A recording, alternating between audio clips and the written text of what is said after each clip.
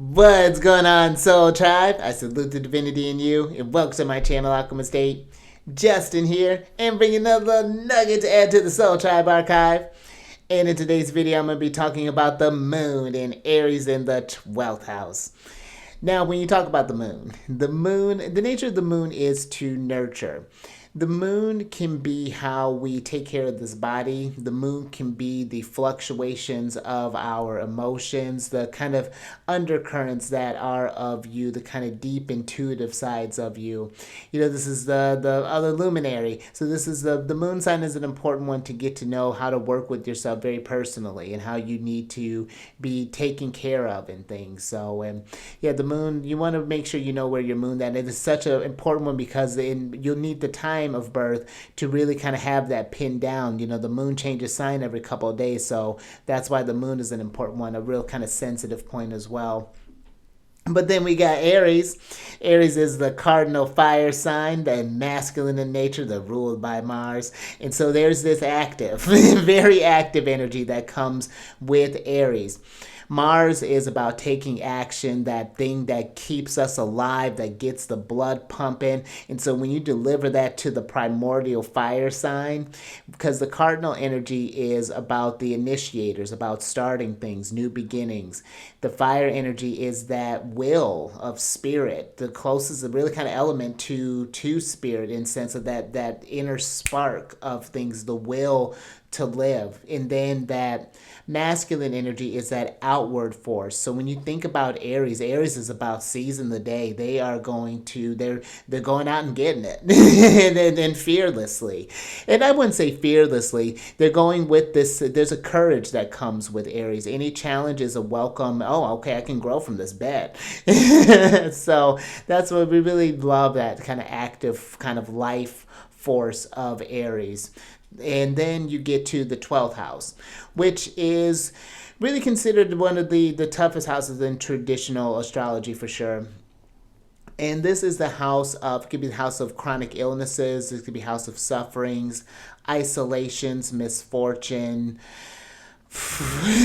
tribulations. I mean, just a real pleasant house.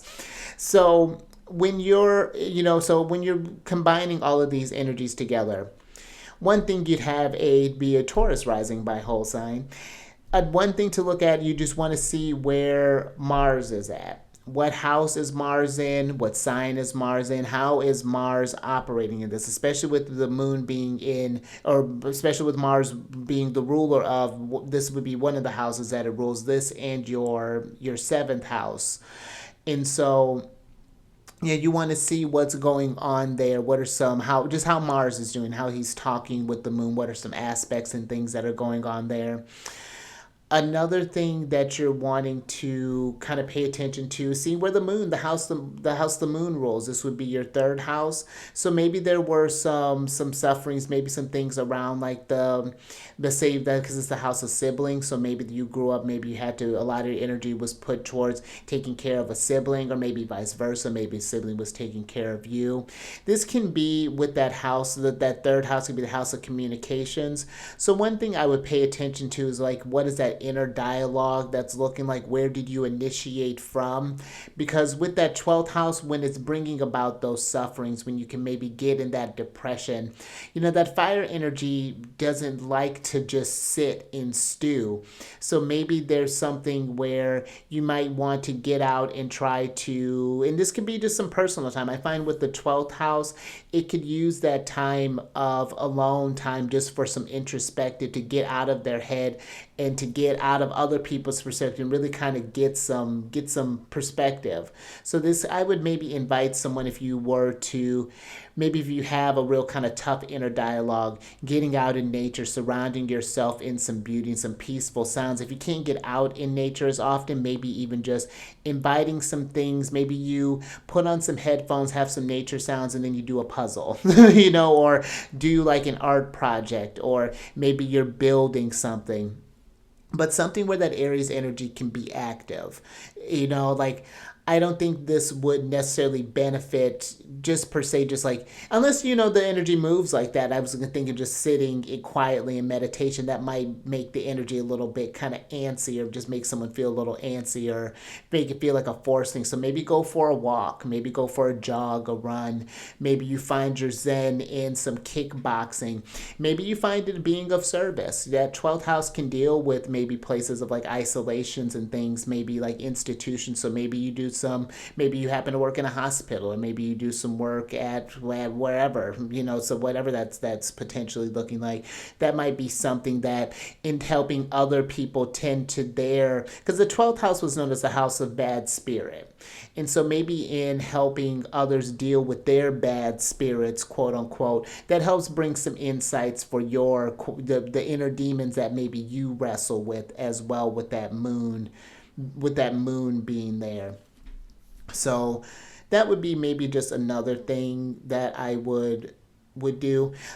I've seen the 12th house sometimes come up as, especially with like a fire sign there, I would pay attention to as far as like how we feel about like isolation and things along those lines. Like that's just another thing I would kind of pay attention to with that. But I think that this is one where if you really kind of pay attention to those lunar needs, and this is something too to pay attention if you have like a night versus a day chart, because if you have a night chart, the moon is going to be more important for you. You don't want to ignore the moon if you have a day chart, but the moon is more kind of prominent in the night chart, of course, since that's the sect that she rules.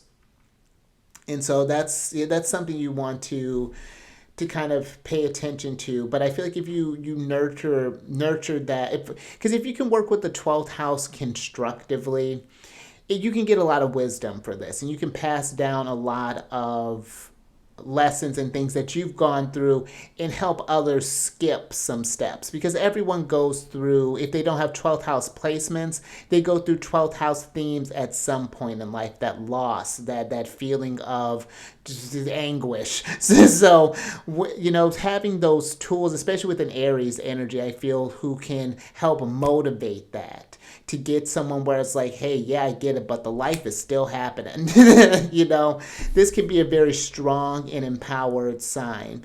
But just make sure that you take some time and just give some stuff to yourself too, for sure, with this. But and I would love to hear down in the description box below, if you feel comfortable, or in the description box, in the comment section below, if you have this placement, leave it down there. How have you been working with this placement? Or maybe you know someone who's been working with this placement. So yeah, be curious to see how you've been thriving through this, with this energy through here. So, but until next time, keep raising that consciousness and that vibration through the roof. Oh, and speaking of lunar shenanigans, before we leave, if you got your moon here, you want to know more about Moon and Aries, down in the description box too is a link for my other channel, The Charity and Friends. I talk about lunar shenanigans all the time. I talk about Moon and Aries at least once a month. So there's that for you. And I will catch you on the next one. Later.